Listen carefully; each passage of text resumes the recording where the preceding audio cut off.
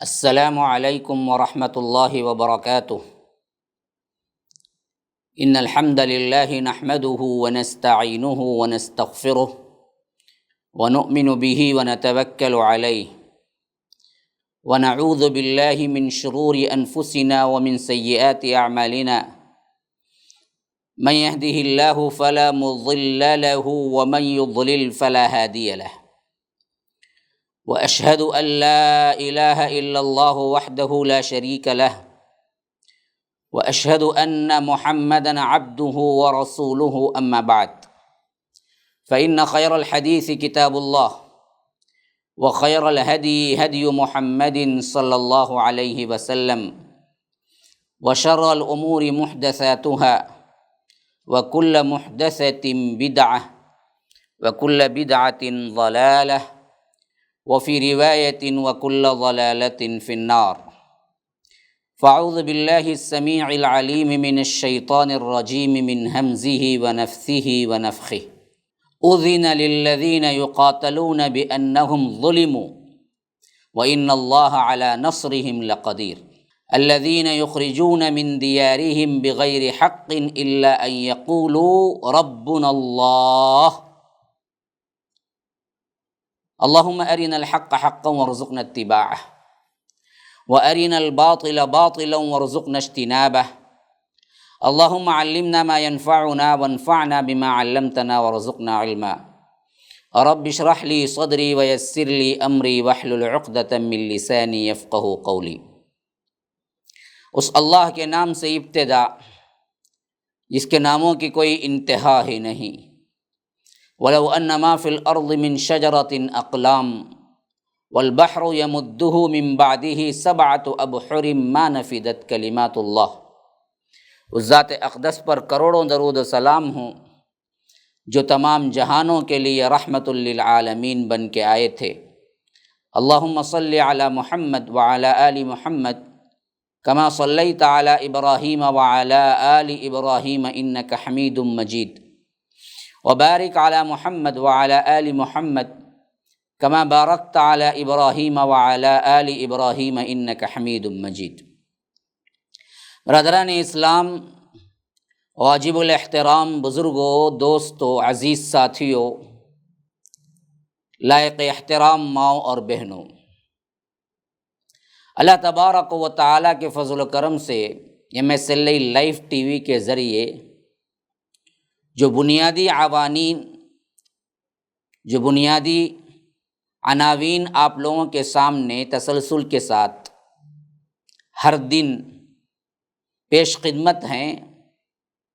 ان میں ایک بہت اہم ترین سبجیکٹ عنوان السیرۃ النبویہ کے نام سے جاری و ساری ہے، کیونکہ اللہ کے رسول صلی اللہ علیہ وسلم کی سیرت مبارکہ کا علم بھی انتہائی ضروری ہے ہر مسلمان کے لیے، جس طرح عقیدے و عبادات کا علم اس کے لیے ضروری ہے۔ تو اللہ کے رسول صلی اللہ علیہ وسلم کی سیرت کو ہم شروع دن سے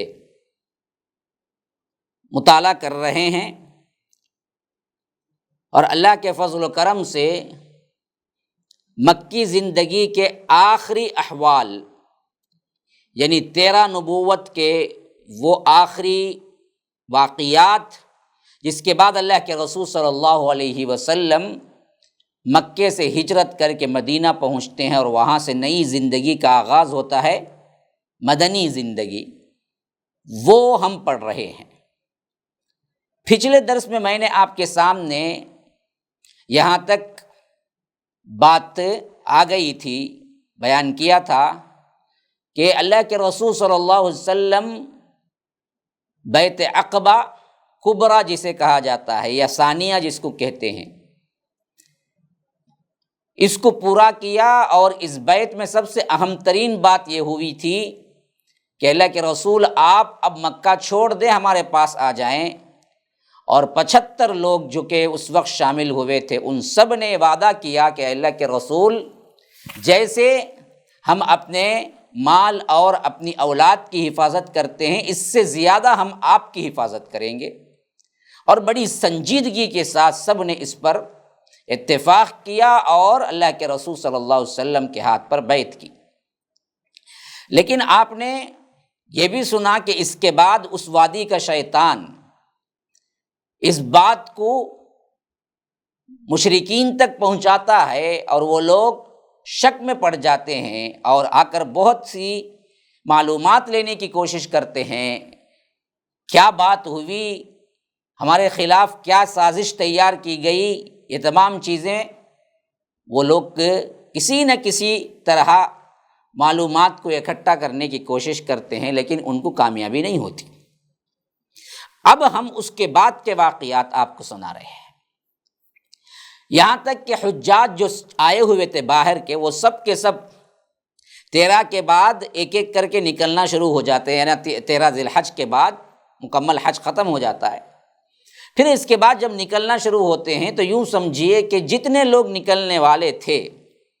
وہ سب کے سب ایک حد تک حجاج نکل چکے ہوتے ہیں، تب کہیں جا کر مشرکین مکہ کو یہ چیز یقینی طور پر معلوم ہوتی ہے کہ اس رات عقبہ کی گھاٹی میں اللہ کے رسول صلی اللہ علیہ وسلم کے ساتھ بیعت ہوئی، اور اس میں کیا ہے، خاص طور پر یہ بھی پتہ چلتا ہے کہ وہاں ایک مضبوط جماعت واپس جا رہی ہے پھر مدینے میں کام کرنے کے لیے۔ تو رؤسائے مکہ جو کہ تقریباً اس یقین کے ساتھ پلٹے تھے اس دن کہ یہ خبر غلط ہوگی، لیکن جب ان کو معلوم ہوا کہ یہ خبر یقینی ہے، بیعت ہو چکی ہے، اور یہ بھی پتہ چلا کہ اس بیعت میں بہت اہم باتیں ہوئی ہیں،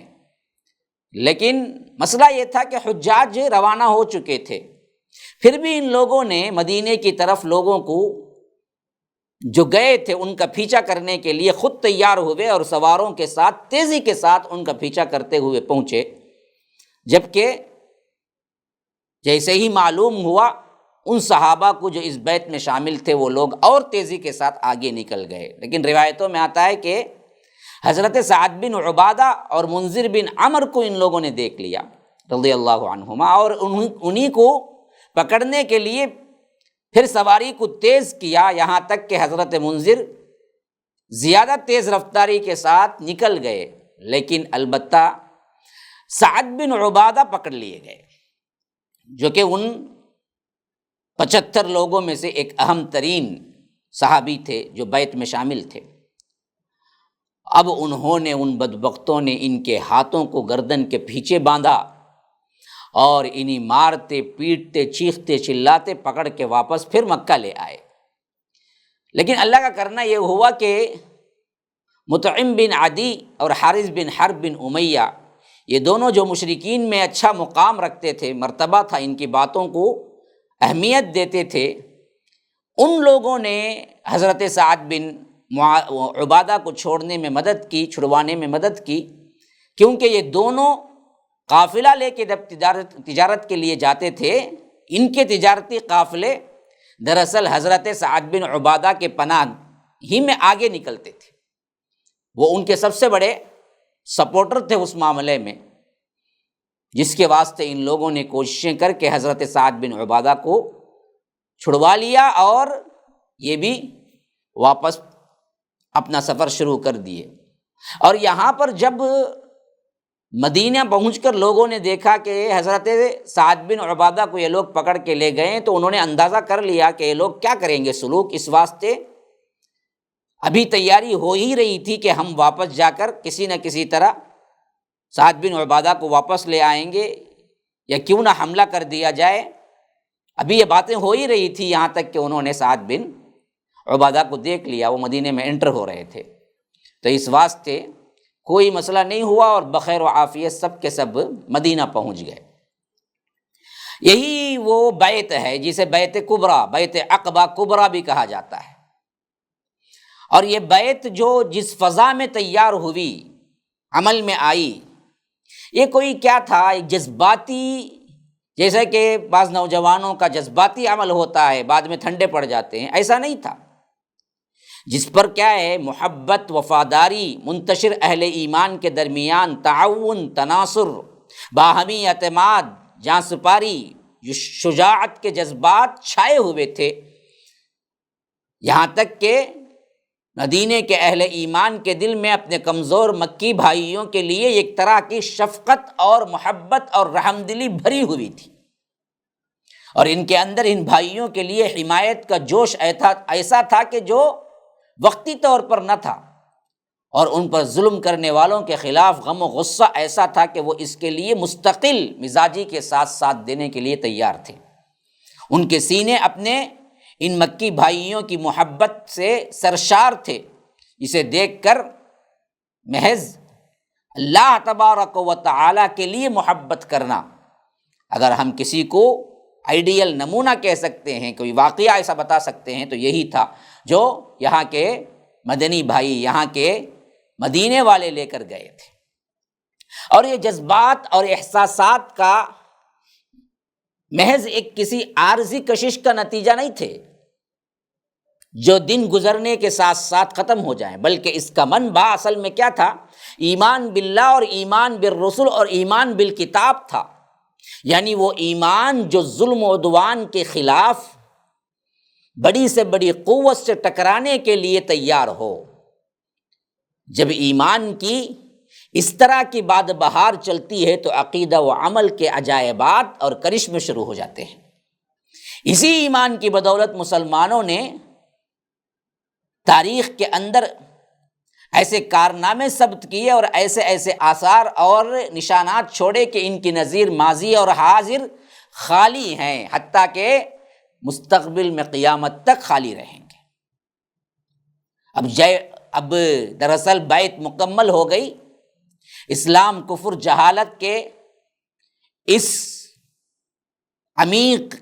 صحرا میں صرف ایک ایسے وطن کی بنیاد رکھنے میں مسلمان کامیاب ہو گئے جو بعد میں چل کر مدینۃ النبی کہلایا، اور سب سے اہم ترین کامیابی جو تھی وہ اسلام نے اپنی دعوت کے آغاز سے اب تک جو حاصل کی تھی وہ اللہ کے رسول صلی اللہ علیہ وسلم کو لے جانے کر اور مدینہ پہنچا کر اور وہاں پر مستقلاً حکومت اور وہاں پر ریاست قائم کر کے وہاں سے دین اسلام کی مضبوط بنیادوں کو اٹھانے کا جو مسئلہ تھا، جو معاملہ تھا، اس کو پورا کرنا تھا۔ یہ سب سے اہم ترین کامیابی ملی تھی۔ اسی واسطے اللہ کے رسول صلی اللہ علیہ وسلم نے مسلمانوں کو اجازت دے دی کہ وہ اپنے اس نئے وطن کی طرف ہجرت کر جائیں۔ ہجرت کے معنی یہ تھے کہ سارے مفادات کو تج کر، مال کی قربانی دے کر محض جان بچا لی جائے، اور وہ بھی یہ سمجھتے ہوئے کہ یہ جان بھی خطرے کی زد میں ہے، اور اپنا ایمان بچانے کے لیے ایک کفر کے مقام سے نکل کر ایک ایسے مقام پر پہنچ جائے جہاں پر وہ اپنے ایمان کو بچا سکیں اور اس پر عمل کر سکیں۔ ابتدائے راہ سے انتہائے راہ تک کہیں بھی اس میں ہلاکتیں تھیں، پریشانیاں تھیں، اور سب سے زیادہ جان کا خطرہ تھا، پھر بھی لیکن یہ سفر ایک مستقل مزاجی کے ساتھ مسلمانوں کے اندر، مکے کے خاص کر مسلمانوں کے اندر ایک عزم پیدا کر دیا تھا، اور وہ لوگ اس سے بالکل ہی بے پرواہ ہو کر آگے کیا ہوگا ہمارے ساتھ، وہ اس کے لیے تیار ہو گئے، اور مصائب و آلام کا ایک اور نیا سلسلہ شروع ہو گیا۔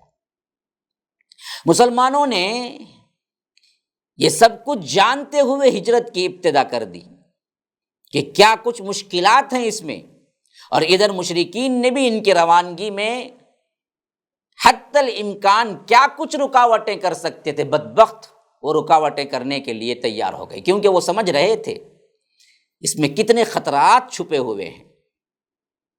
کیونکہ اگر ہجرت کر کے سب کے سب مدینے اور مکے کے مسلمان ایک جگہ جمع ہو جائیں اور اس طرح ایک طاقت بن جائیں تو ان لوگوں کو معلوم تھا کہ پھر اس کے بعد ان لوگوں کو کیا کیا پریشانیاں ہو سکتی ہیں، تو ان کو جمع ہونے نہیں دیا جانا چاہیے۔ یہ ان کا دراصل سب سے اہم ترین اتفاق تھا اور اس پر یہ لوگ اپنا تن من دھن لٹانے کے لیے تیار تھے۔ آج بھی اسی پالیسی پر اصل میں پوری دنیا میں عمل ہو رہا ہے کہ مسلمان جمع نہ ہو جائیں۔ یہ بہت اہم ترین پالیسی ہے شیطانوں کی، یہودیوں کی، صہیونی طاقتوں کی، جو کہ اس وقت بھی اپنایا گیا، اور اس وقت بھی وہ لوگ جانچ چکے تھے کہ اگر یہاں کے مسلمان خواہ کتنے ہی تھوڑے کیوں نہ ہوں، لیکن وہاں کے اور یہاں کے کل ملا لیے جائیں اور وہ ایک جتھا بن جائے، جماعت بن جائے، تو پھر تو کیا ہے، آگے چل کر ہم ان کا مقابلہ بھی کر نہیں سکتے۔ آج تو یہ ہمارے ظلم و ستم سے پسے ہوئے ہیں، اور ہم چاہیں تو ان پر جو کچھ چاہے ظلم کر سکتے ہیں، یہاں تک کہ قتل کر دے سکتے ہیں، کوئی ہم کو پوچھنے والا نہیں۔ کل کوئی ایک ریاست قائم ہو جائے گی اور ایک طاقت قائم ہو جائے گی جن کو ہم آنکھ اٹھا کر دیکھنا بھی نہیں، آنکھ اٹھا کر دیکھ کر، آنکھ اٹھا کر دیکھنا اس کی جرات بھی نہیں کر سکتے۔ مقابلہ تو بہت دور کی بات ہے۔ یہ سوچ رہے تھے، سمجھ رہے تھے بات کہاں سے کہاں پہنچ گئی ہے، اس واسطے انہوں نے کیا کیا، اس معاملے میں حد سے زیادہ الرٹ اور دلچسپی لینا شروع کر دی، اور ایک ایک کو کھنگالنا شروع کر دیا کہ کوئی تو ہے جو یہاں سے ہجرت کرنے والا مل جائے اور اس کو پکڑ لیں ہم، اور ہم کسی نہ کسی طرح اس کو یہاں سے جانے نہ دیں۔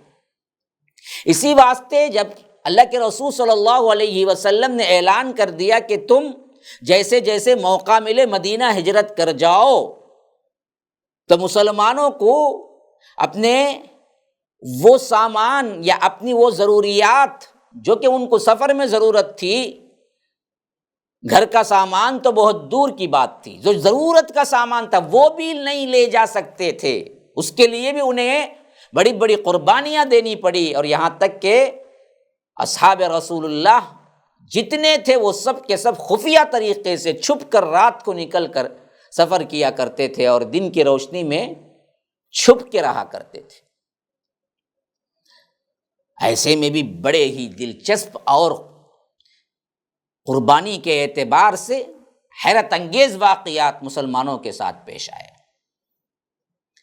حضرت ابو سلمہ رضی اللہ عنہ، مہاجر صحابی جو ہجرت کر کے جا رہے تھے، ان کے ساتھ بڑا ہی المناک واقعہ پیش آیا۔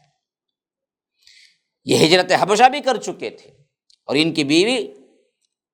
حضرت ام سلمہ رضی اللہ عنہا جو بعد میں آگے چل کر ام المؤمنین بنی، اس وقت ابو سلمہ ام سلمہ مل کے ہجرت کے لیے نکلے۔ ابن اسحاق کی روایت کے بقول بیعت عقبہ کبریٰ کے 1 سال پہلے ہجرت کی تھی، اور ان کے امراء، ان کے بیوی بچے بھی تھے۔ جب انہوں نے روانہ ہونا چاہا تو ان کے سسرال والے آئے اور کہا کہ یہ رہی آپ کی بیگم، اس کے متعلق تو آپ ہم پر غالب آ گئے، آپ دونوں جانا چاہیں تو جا سکتے ہیں، کیونکہ آپ کی بیوی ہے، آپ لے کے جائیے، لیکن یہ بتائیے کہ یہ ہمارے گھر کی لڑکی آخر کس بنا پر آپ کو ساتھ لے جائیں گے، آپ کو ہم دے دیں گے، آپ اسے شہر شہر گھماتے پھریں۔ تو اس حیثیت سے ادھر ان کے بچوں کو چھینا گیا اور ادھر میکے والوں کو غصہ آ گیا۔ انہوں نے کہا کہ اچھا جب یہ بات ہے، تم ابو سلمہ کے اولاد کو نہیں چھوڑ رہے ہو تو ہم کیوں اپنی گھر کی لڑکی کو چھوڑیں گے؟ اس طرح کیا ہے، ان کو الگ کر دیا گیا۔ جب ابو سلمہ تنہا رہ گئے تو ادھر ان کا جو بچہ تھا سلمہ، جس کی کنیت پر ہی ابو سلمہ اور ام سلمہ کہلائے، اس بچے کو 2 طرفہ اعتبار سے ادھر کے گھر والے اور ادھر کے گھر والے کھینچنے لگے کہ بچہ ہمارے ساتھ جائے گا، بچہ ہمارے ساتھ جائے گا، یہاں تک کہ کیا ہے، بچہ کا جو ہاتھ تھا وہ کھندے سے گر گیا۔ چھوٹا سا معصوم بچہ تھا، 2 طرفہ لوگ کہیں جذبات میں آ کے کھینچنے لگے تو ہوگا کہ یہی تو ہوگا۔ اور پھر ان سے بیوی کو بھی چھین لیا گیا، یہاں تک کہ ابو سلمہ اکیلے ہجرت کرنا پڑی، بیوی کو بھی چھوڑنا پڑا، بچے کو بھی چھوڑنا پڑا، اور بچہ بھی اس حالت میں جو کہ کیا ہے، گہری چوٹ آئی ہو اور اس کا ہاتھ نکل گیا ہو اس کے کھندے سے۔ ایسی حالت میں انسان پاگل ہو جاتا ہے، پریشان ہو جاتا ہے، ہاسپٹل کی طرف بھاگتا ہے، تمام مسائل بھول جاتا ہے، قربان جائیے۔ لیکن انہوں نے اپنے ایمان کے بچاؤ کے لیے ان سب پر پرواہ نہ کرتے ہوئے انہوں نے اپنی ہجرت کی راہ جو تھی وہ قائم رکھی اور نکل گئے اسی حالت میں اکیلے۔ اور ادھر حضرت ام سلمہ کو اس واقعے کی یاد نے اتنا رلایا، جب یہ واقعہ ہو گیا اور لوگ ان کو اپنے گھر لے گئے تو یہ ہر دن جہاں یہ واقعہ ہوا تھا وہاں آ کے بیٹھ جایا کرتی تھی اور گھنٹوں رویا کرتی تھی۔ شوہر کی روانگی کے بعد اور بچے سے محرومی کے بعد روزانہ صبح وہاں پر پہنچ جاتی جہاں پر یہ واقعہ ہوا، جہاں یہ تنہا ہوئی، اور شام تک وہیں بیٹھ کے روتی رہتی، جس پر 1 سال گزر گیا اس طرح کرتے ہوئے۔ بالآخر ان کے گھر والوں میں سے کسی ایک آدمی کو ترس آ ہی گیا، جو خاندانی رشتہ دار تھا۔ اس نے کہا کہ اس بیچارے کو جانے کیوں نہیں دیتے، اسے خامخواہ اس کے شوہر اور بیٹے سے الگ کر کے تم کو کیا ملا؟ اس طرح کی باتوں نے آخرکار رنگ لائی، اس طرح کی باتوں نے آخرکار اثر دکھایا، اور ام سلمہ کے ان کے گھر والوں نے کہا کہ اچھا تم چاہو تو اپنے شوہر کے پاس چلی جاؤ۔ اور ام سلمہ نے بیٹے کو ان کے دھدیال والوں سے واپس لیا اور مدینہ چل پڑی۔ اللہ اکبر، 500 کلومیٹر کا سفر، اور ساتھ میں اللہ تبارک و تعالی کی دی ہوئی ننھی منی سی اولاد، اکیلی عورت، دن رات کا سفر، کوئی تنہا نہیں، کوئی بھی ان کا سپورٹ کرنے والا نہیں۔ ایسی حالت میں انہوں نے طے کرنا شروع کیا، یہاں تک کہ کہتے ہیں کہ کچھ دور پہنچی تو عثمان بن ابی طلحہ مل گئے، جو ابھی تک مسلمان تو نہیں ہوئے تھے لیکن بڑے سلیم الفطرت انسان تھے، بڑے درد دل والے انسان تھے، بڑے رحم دل تھے۔ انہوں نے، آپ اکیلی، چھوٹا بچہ ہاتھ میں، کہاں جا رہی ہیں؟ کہا کہ میں اپنے شوہر کے پاس جا رہی ہوں، مدینہ جا رہی ہوں۔ تو اس وقت حضرت عثمان بن ابی طلحہ نے کہا کہ ایسا نہیں ہو سکتا کہ آپ اکیلی جائیں اور میں دیکھتا رہ جاؤں۔ پھر انہوں نے کیا ہے، ساتھ میں سفر کے لیے تیار ہوئے اور ایسی نیک نیتی کے ساتھ مدینہ پہنچائے۔ ام سلمہ بعد میں کہا کرتی تھی کہ ایمانداری کے لحاظ سے اگر کوئی انسان کو میں گارنٹی دے سکتی ہوں تو وہ عثمان بن ابی طلحہ ہے۔ اس طرح وہ جا کے مدینہ پہنچے اور اپنے شوہر سے ملے۔ یہ ایک واقعہ نہیں، کئی واقعات تھے ہجرت کی راہ میں۔ اصحاب رسول اللہ صلی اللہ علیہ وسلم نے کیا قربانیاں دی تھی، انشاءاللہ وہ اگلی مجلس میں آپ کو پیش کروں گا۔ ھذا وباللہ التوفیق، صلی اللہ وسلم علی نبینا محمد۔ اسأل اللہ لی ولکم ولسائر المسلمین من کل ذنب فاستغفروہ انہ هو الغفور الرحیم۔ والسلام علیکم ورحمۃ اللہ وبرکاتہ۔